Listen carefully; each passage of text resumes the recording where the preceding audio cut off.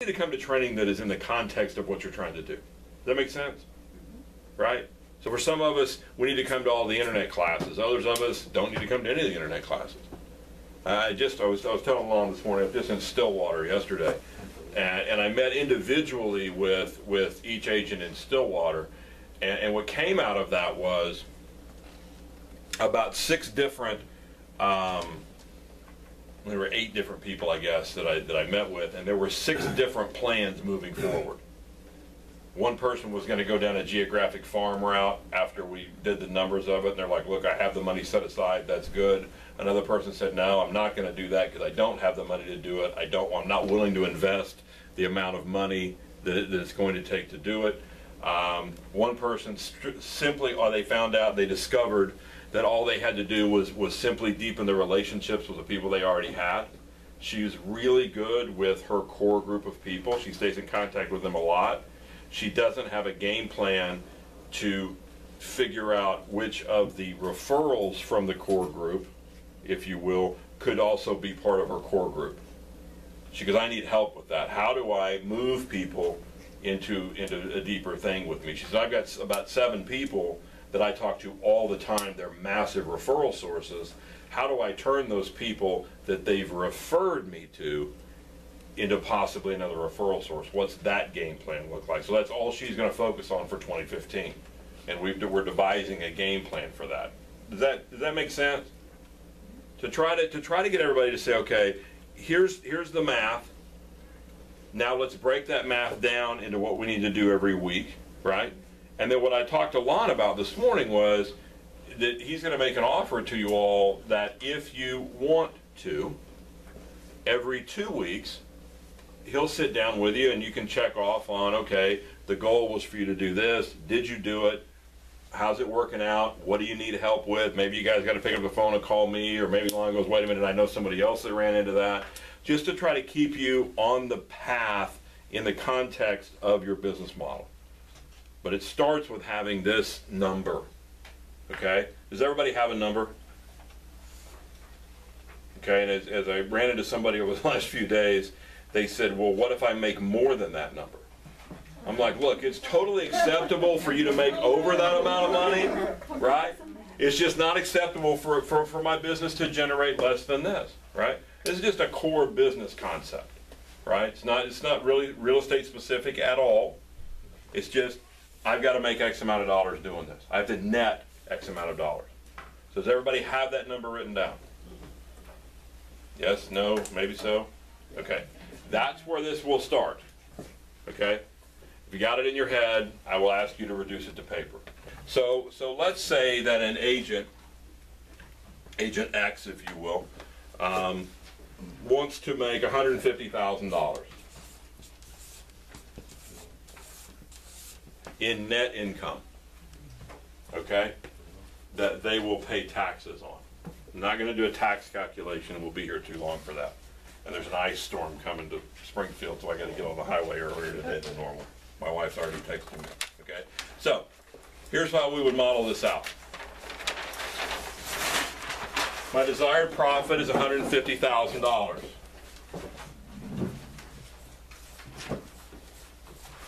I need to know what my expenses are, okay? Now your expenses are going to include whatever your monthly fee is to the office. It's whatever you're spending in advertising. It's whatever you're budgeting to spend in the pursuit of this business, okay? And let's say, just pulling something out of the air, let's say that this agent is going to spend $35,000 in the pursuit of that business. So obviously, this is pretty simple math. They have to have a business model that generates $185,000. 185 less 35 in the pursuit of doing it, they're going to get 150. This is pretty simple. 185,000. Key number that you need to know, what is your average commission rate? Okay? What is your average commission rate? Because it won't be the same for everyone. Okay? On average of the averages, right? Let's say it's 2.6%. If somebody will, I got a calculator. So if we took 185,000, and again, I know this is basic realtor math, They need it. They can only use it. Basic realtor math is good. That'd be $7,115,000 in volume. Second key number that you need to know for your business, what is your average sales price? Okay? If we don't know the average sales price, I got to use the average of the board. What's the average of the board? 100. 100,000? Yeah.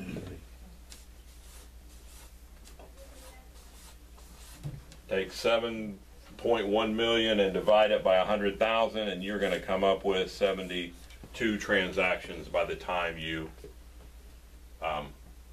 round up. And in this scenario, you always round up. Okay, you never round down, you always round up. Give yourself a little wiggle room. So I need 72 transactions.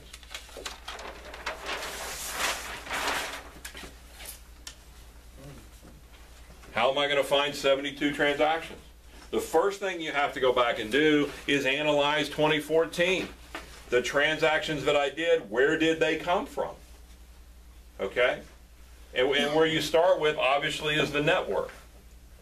So let's say that this agent X, did 10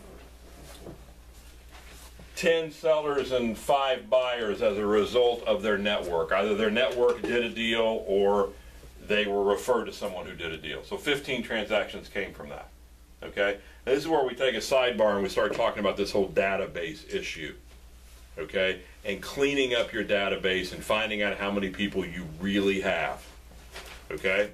Here's how you can figure out with a simple mathematical equation how many people you really have in your network. Okay? Now we have databases, that's one thing, and we think everybody in that database knows us, likes us, and wants to deal with us again. But you can go do backwards math and figure out how many you really have. Take the number of transactions that you did from your database. Okay? Divide that by 0.05. Divide that number by 5. And that will tell you how many you really have in your database. Numbers of transactions divided by 0.05 divided by 5. Why those numbers? Why those numbers? Because working the other way, the assumption in the model is that every person knows 5 people in the course of a year who will buy or sell something. And we model out that only 5% of the time do you actually get to have a closing with a referral that came from those people. Now, we acknowledge that 95% of the time they forget to refer you, they're upside down in their house, they decide not to move, whatever, right? Only a 5% close rate. So you can really dial in on how big your database truly is. I was talking to someone over the last week or so, and they said they had 200 people in their database. And I said, do you have 200 people that know you, like you, and want to deal with you again? And he said, absolutely. I said, how many transactions did you do last year from your database? He said, 3. When you take 3 and you divide it by 0.05, and you divide that number by 5, you come up with 16. I said, you have 16 people in your database who know you, like you, and want to deal with you. You have 184 people that you think they know you, like you, and deal with you. They're not showing up to know you, like you, and deal with you. This math works. I have a lady that I work with all the time. We worked with her for 10 years. This is all she has ever done, was work a database of people. And she said, no, the math still works. It's very predictable how many people you'll do off your database.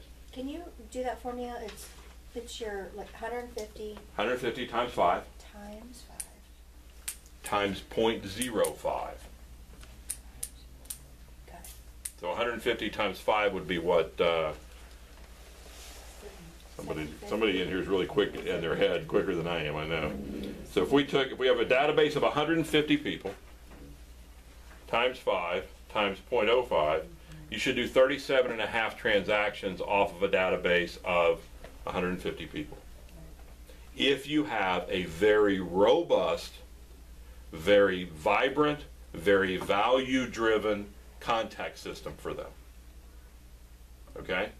So if you have 150 people in your database and you're not getting 37.5 transactions from them, we need to analyze the database and we need to analyze what you're sending to those people. Okay? And if you don't believe that math to be true, take the 5 and turn it into they each know 3 people in the course of a year, or they each know 2 people in the course of a year, whatever the number is. Keep the same 5% conversion rate. That's where I need to look. Because what we find is we're salespeople. We always think the relationship is deeper with our past clients than sometimes they think it is.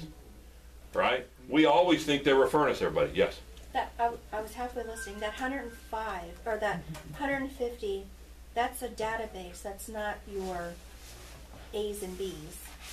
That's the Is total that database. off your, that's like the total transactions, the total that I've done in my, Well, that 150 people would be either in your network or they would, at a higher level, be advocates for you. Okay, so here's the definition of somebody that's in your network. They wouldn't consider doing a transaction without you. They're going to use you. They're just not telling their friends to use you. The advocate not only would use you, they're stopping traffic for you. right, okay. Okay? Anybody outside of those 2 categories, they're probably in somebody else's database. Okay. Well, I mean, Yeah. or they at least didn't like the transaction as much, right? This is where we get into the reviews on Zillow and all that when we start playing that game, right? Wayne, our Buffini deal has got a perfect approach to that too. Okay, exactly. All these folks are doing it. Are Right. working through it right now. What past history says, in some cases we end up toting around databases that are too big.